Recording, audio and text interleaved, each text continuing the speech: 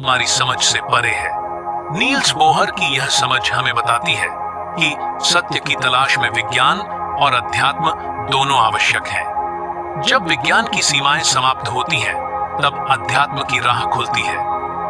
Paul Dirac, आधुनिक भौतिकी के महान वैज्ञानिक, जिसने क्वांटम यांत्रिकी और सापेक्षता को जोड़ते हुए इलेक्ट्रॉन की खोज में योगदान दिया, जिसकी गणितीय समझ ने ब्रह्मांड के सूक्ष्मतम कणों की दुनिया को स्पष्ट किया। लेकिन दोस्तों, जिसने इतने जटिल सिद्धांतों की खोज की, वह अंतिम समय में क्या सोचता था? डिराक ने कहा, जब मैं समीकरणों में गहराई तक उतरता हूं, तो मुझे एहसास होता है कि इसके पीछे कोई अज्ञात शक्ति कार्य कर रही है।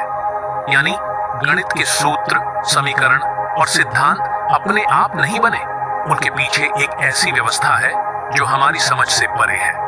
उन्होंने आगे कहा, संसार की सुंदरता